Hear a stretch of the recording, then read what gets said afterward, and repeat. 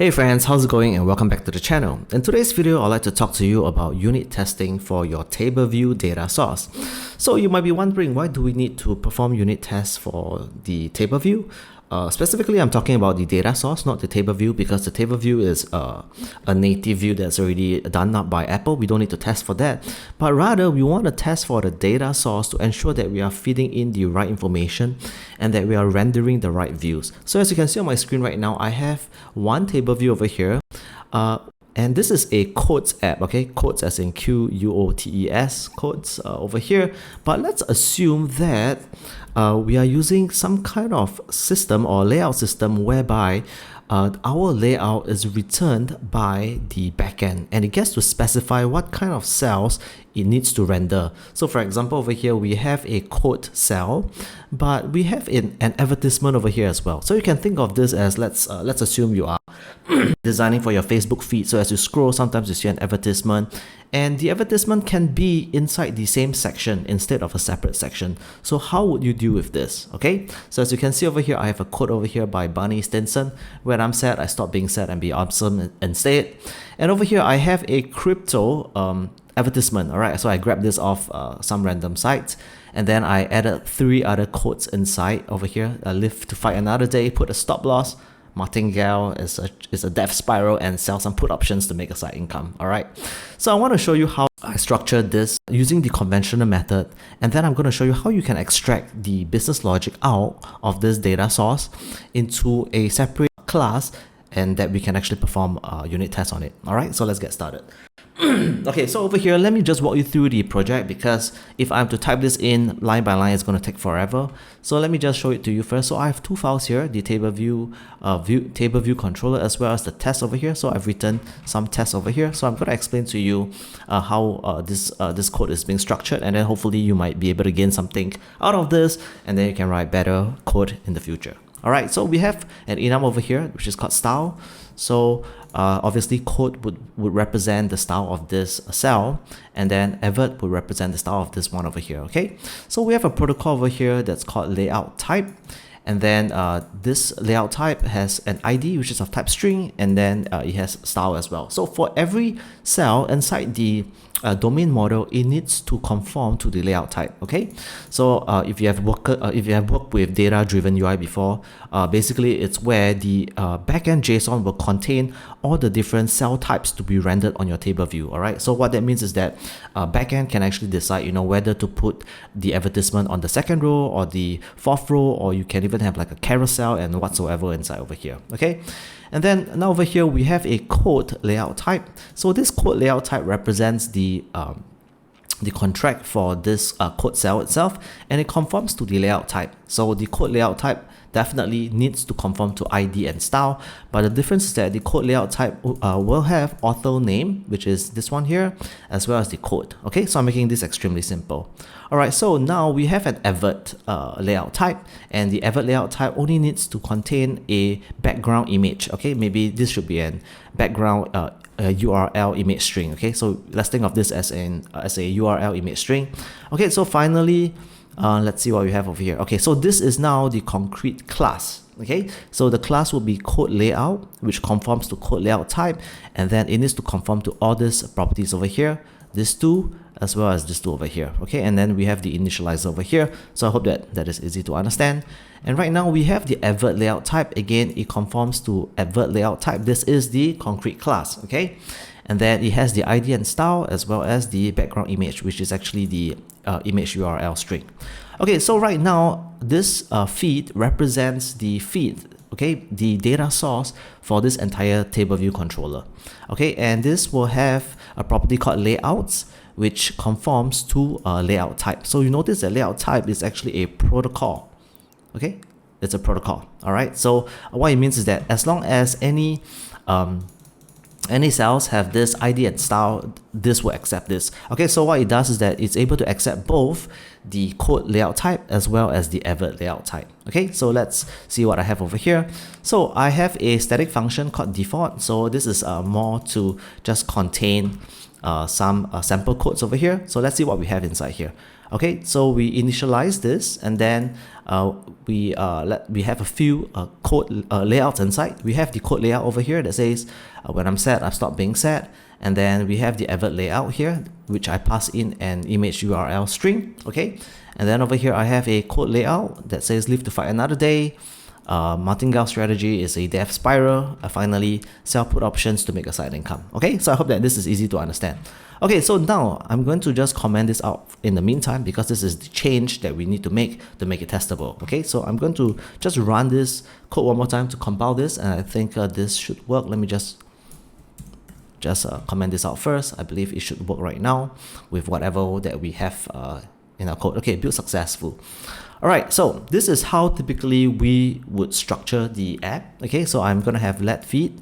Okay, maybe I can even make this a private let feed. I believe it should still work. Okay, so I do .default so that it contains, it's just a cleaner way, you know, to just put all of this thing inside. I don't want to put it inside the table view controller because it gets really messy. Okay, so inside the view deload, we register both cells, the code cell as well as the advert cell, and then we set a reuse identifier. Okay, I hope that's easy to understand. And then, you know, we inside the UI table view controller, the data source and the delegate is by default itself. Okay, so we can specify number of rows in section, returns feed.layout.count, and inside the cell for row, we actually switch through this layout style. Okay, so firstly we get the layout according to the index item, the index basically the index path.row, and then we see, okay, if this is of type code, then we are going to dequeue a cell which is of type code cell. Okay, otherwise we're going to dequeue a cell which is of type advert cell. Okay, and then if we can get the layout from this layout over here, then we are going to configure and pass in the layout into the cell itself. Okay, so same implementation over here as well. Okay, I hope that this is easy to understand. And then over here, because we know that layout is of type, let me just come to that. Layout is of type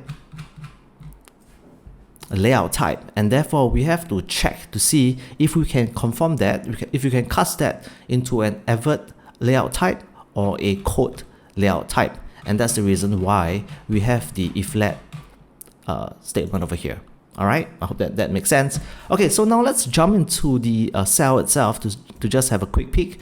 So the code cell, very simple. We have a code label as well as an author name label. So code label is here, author name label is here, and then we just put them into a stack view, and then we just add some auto layouts on it, and then finally we add the configure method whereby we pass in this layout, and then we fill the code label as well as the author name label with the code as well as the author name. Okay, so in the advert cell it's even simpler. We only have just an image view. All right, I just call this an add image view.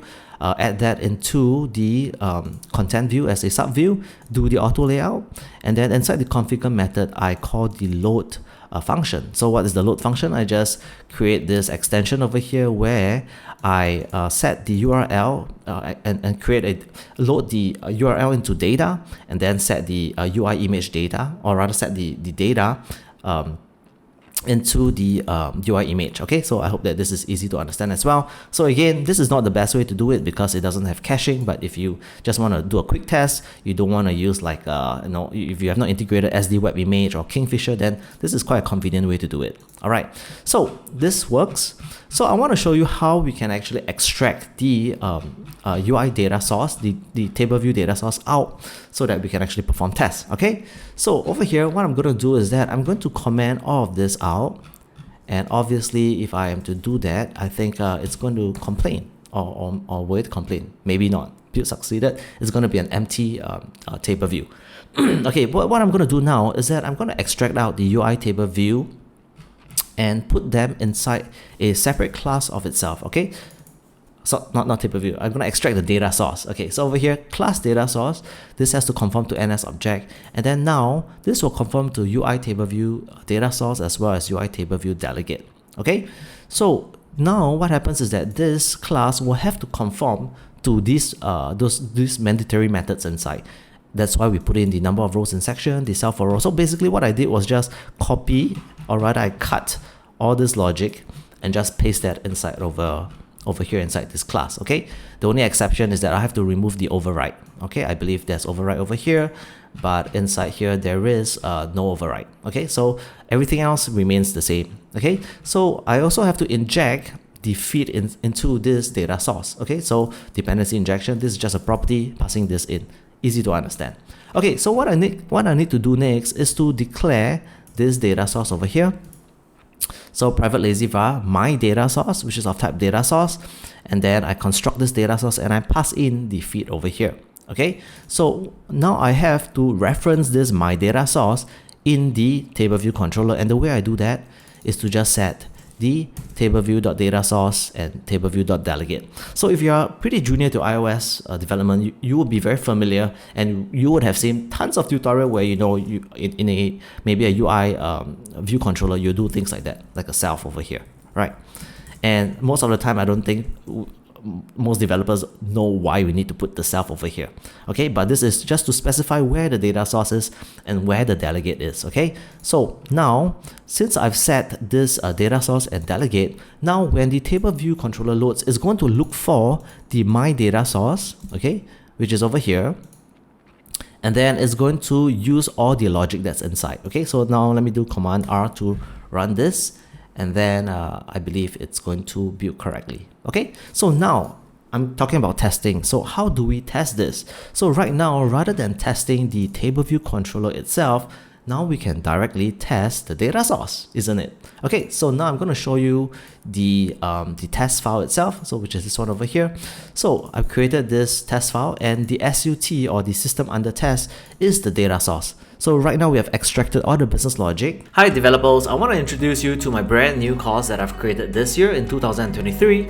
This is the iOS and Swift MVVM combined SnapKit, Snapshot, UI and unit test course. Alright, so this is all the skills that you need to become a senior iOS engineer, and I've created this course to share all the knowledge that I've acquired for the past 7 years. So if you're a developer with 2 or 3 years of experience, look no further, because this course is going to supercharge your skills to land that senior developer role. I will provide promo links in the video description, so do check it out.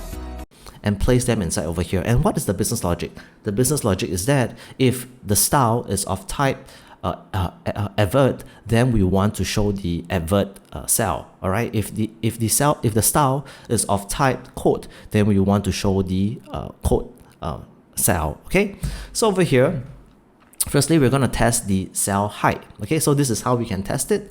Okay, we place in the feed. So again, over here under the given, you can create your own custom feed. Okay, you can pass in whatever combination you want, and you can actually test that. Okay, so let SUT. Okay, so we construct the data source, we pass in the feed, and then we can check that at index 0, which is the first cell, we want to set that the height. Okay, so over here what I did was SUT dot table view. Okay, so maybe let me just write this up. So let height at index 0 equals to SUT. So what's SUT? SUT is the data source. So notice now I can actually call table view the table view methods. Okay, so let me just come back here again. I can actually call this method over here, table view height for row. Alright, so you notice this is a function, meaning to say I can, if I have an instance of this data source, I can actually call this function, which is what I'm doing inside the test itself. Okay, so over here dot table view height for row add. Okay, so the table view, we don't really need to pass in a real one, so I'm going to do dot init. Okay, and then for the height for row, this is when I can specify the index path, and that's why I've specified, I do an initializer over here. I pass row as 0, section 0, meaning to say the very first cell. And since I know that the very first cell inside this default property is going to be a code cell, alright, code layout, therefore I can assert that the height should be 56. Okay, so let me just run this, and I believe it's going to pass. Okay, so let's move on. So height at index 1. So what is index 1? Index 1 is the second row, and the second row is of type advert. Alright, so let's come back to this again. Second row is of type advert, and therefore inside my data source, I've specified for advert to be of height 200. Okay, so let me just come back over here. inside advert, I have specified the height to be 200, and therefore I can make an assertion that in index row 1, which is the second item, this height should be 200. Okay, so and so forth. The third cell is 56. So what this means is that in the event if your colleagues or your future self accidentally modify those values, then the unit test is obviously going to fail, and then you can catch that beforehand, before it gets merged into okay, what's the problem over here? Okay, 56 minus 1. Oh, okay, my bad, guys. Why is this incorrect? It's because previously I set this as 56. Okay, so if I have to change this to 56, it's going to work right now. So let me just run this again. The reason is because I modified this to the automatic dimension. Okay, so let me run it right now, and I believe it's going to work. Okay, so test succeeded. Okay, so again for this one, so let's assume that you make a mistake over here by changing this to 201, okay, inside your data source. And now if you are to run the test, obviously it's going to fail, and I'm going to show it to you that it will fail. Okay, so let's run the test height. Okay, so finally, guys, let me just show you that it's gonna fail. So again, this is gonna kind of protect your ass.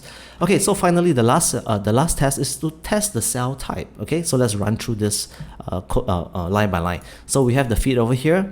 We construct the table view, and then we have to register these 2 cells. Otherwise, the test is going to complain. And then we can set the SUT, initializing the data source, and then we can test that. Okay, in the first row, it needs to be of type code cell. Alright, so again, if you see over here, what is the function that I'm calling? Let cell equals to SUT dot, okay, table view. I need to do cell for row add, because cell for row add will return a UI table view cell. Okay, so this is how I pass in the table view, which is here, pass in here, and then the cell for row add, I just do an initializer and I pass in row 0. Let me see, what is this? Cell type section 1. Should this be section 0 instead? I think this should be section 0. Let me just have a look. Section 0, 0, 0. I believe this should still pass. Okay, so let me just run this one more time. What did I do one? I'm not so sure. Let me just run this and let's see. Okay, I believe this will pass. Let's have a quick look. Okay, test succeeded. Okay, so what it means is that the first row, which is of type code, I assert that this cell, this will be of type UI table view cell. Okay, just like that. Okay, let me just run this. So I'm asserting that this UI table view cell is of type code cell. Okay, and this is of type advert cell, and this is of type code cell again. So obviously, if I have to modify the feed, I will have to change this test assertions as well. Alright guys, it's about 19 minutes over here, and I hope that you have gained something that's useful from this video. Again, this is one way to actually test for your UI table view data source. There is another way also, and I would think that that is a slightly simpler way, I believe. I'm not going to do it over here, but I'm going to share with you how you can do that. And one way is that if you decide not to use this data source, okay, let me just remove this little thing over here, and let me just put this back in here. Okay, one way to, let me just run this. Oops, why is it failing? Let me see. Oh, maybe because I have not, I don't need this one over here. Okay, let's run this. So the other way to test for your data source is actually to create a helper method. Alright, so let me just ensure that this is running correctly first. Okay, it's launching right now, so it's good. Okay, so one way to do that is to create some kind of helper method. So maybe I'm just gonna quickly show it to you. So strut, let's call this table view helper, and then you can do something like cell for index path, and then this returns some kind of UI table view cell. Okay, and then this will take in the index path. Okay, and then this will take in the let me see, you will take in the layouts as well. Okay, which is of type layout type,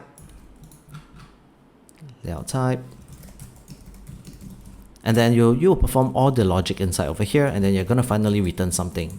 Okay, okay, you finally return some kind of let's say an add cell, for example. Okay, and then what you want to do is that you want to be able to call this this helper function inside over here. All right, so you're gonna return something like Tableview helper dot, I think I need to make this a static method, dot cell for index path, and then you pass in those things inside over here. And then what you can do is that you can actually perform unit tests on this helper instead. Okay, so that's another alternative to perform testing for your data source. All right, it's close to 20 minutes, and I hope that you found this helpful. Please leave a like and subscribe, and please leave any comments, and maybe also let me know what kind of videos that you wanna check out, so I can maybe prepare those content. All right, that's all. I wish you a great week ahead, and I'll see you in the next video. Bye.